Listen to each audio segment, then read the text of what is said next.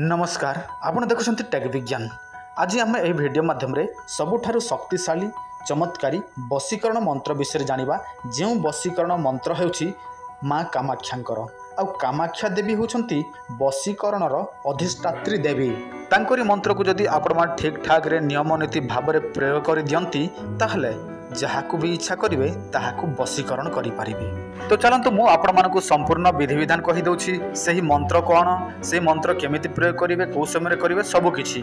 ता पूर्वरु देखंतु जदि आपण माने काहाकू प्रेम करंती, पुओ झियो स्वामी स्त्री जे भी हो, किंतु आपण मानकर प्रेम संपर्क भांगी जाइछि, से आपनको प्रेम करू नाही, जेते बुझले मध्ये बुझु नाही, अलगा पुरुष सहित अलगा झियो पिछरे पड़िछि, आपण माने करि पारु नाहंती किछि भी, ताहले चिंता करंतु नाही। आपण माने आम सहित जोगाजोग करंतु। जदि आमे कॉल रिसीव करि न पारिले आपण माने व्हाट्सएप रे मेसेज करंतु। आमे आपण मानकर वशीकरण पई काम कर देबु। केवल आपण मानकर एड्रेस दरकार पड़िबो, जहा पई करिवे तांकरी ना दरकार पड़िबो, आ फोटो थिले फोटो देबे। जदि आपण मन ठीक ठाक इनफॉरमेशन दियंती आ आमे जो नियम नीति आपण मन कहिथिबो से सब पालन करंती, 3 दिन 7 दिन 11 दिन भितरे आपण जहा पई काम करिथिबे, मोहिनी वशीकरण प्रयोग करिथिबे, से आपणको ठारे वशीकरण हेइ जिवो, अर्थात आपणकर हाथ मुठा को आसी जिवो। एटा आमे 100% ग्यारंटी देकी कहिबो। वर्तमान मु आपण मनकु सेही शक्तिशाली मंत्र कहूछि, ओम ह्रीं क्लीं कामाख्यै वशीकरण स्वाहा।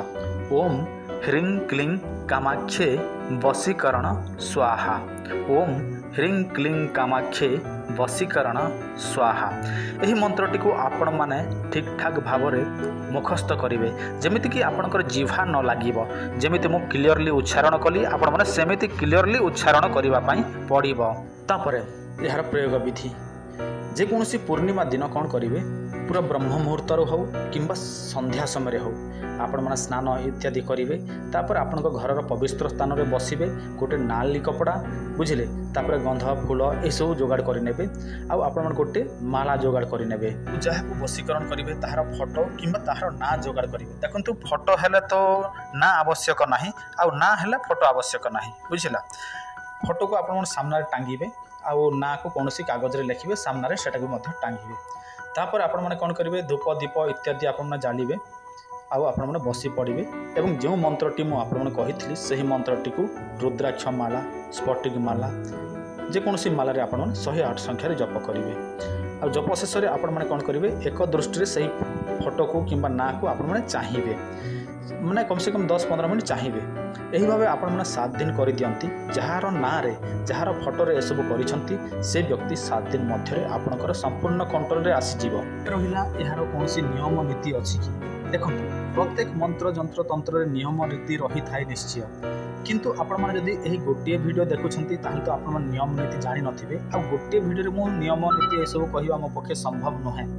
तेणु आपण माने गोटे काम करिवे, आमर प्लेलिस्ट एही वीडियो शेष में आसीबो। से प्लेलिस्ट आपण माने जदि चेक करिवे ताहले आमर प्रत्येक वीडियो आपण माने पाई पारिबे। कम से कम 4-5 हजार वीडियो अपलोड करा जायछि। आपण माने सब किछि तंत्र मंत्र विषय जानी पारिबे। आ थरे जदि आपण माने तंत्र मंत्र विषय जानी जानती ताहले आपण माने वशीकरण, मारण, आकर्षण, स्तंभन, विद्वेषण, शांतिकरण जहाँ चाहिए ताहा आपण माने करि पारिबे। कहीं बहुत लोक अछंती केवल गोटे वीडियो देखिबे, सेठी कोनोसी मंत्र कहा जाइछि किंबा कोनोसी चेरमूल विषय कहा जाइछि, से माने सही मंत्र को प्रयोग करिवे, नहले सही चेरमूल को आनिबे। किंतु यार अनेक विधि विधान थाए, से सबू से माने जानि न थांती। कहीं से माने हमर अलगा वीडियो देखि न थांती, तेणु जानिबे केमिति, तो से माने आणंती, प्रयोग करंती, विफल होंती। जदि भाई गोटे वीडियो रे जदि आपण माने सब किछि वशीकरण करि पारिबे ताहले भाई आमे वर्ष वर्ष धरिकी मंत्र जप करूछु, सिद्धि करूछु। कौन पाई आमे तो गोटे वीडियो रे सब किछि करि पारि थांतु ना, किंबा गोटे फर्द कि गोटे हमर तालपत्र पोथी रे सब किछि जानि पारि थांतु। आमु काहे कि वर्ष वर्ष धरि मंत्र को प्रयोग करबा को पडुछि, आ काहे कि गोटे पर गोटे स्टेप नेबा को पडुछि। जेमिति आमे पाठ पढु प्रथम रो स्टार्टिंग, तापर आमे प्रथम रो स्टार्टिंग हैला पर आमे जत्ते पढिबार इच्छा थिबो पढि थाम। जदि आपण माने प्रथम पढिबे ना, डायरेक्ट मो कॉलेज पढिबी, मैट्रिक पढिबी, से सब संभव कि संभव नहे। तेणु आपण मानक मूलरू आरंभ करने को पड़ो।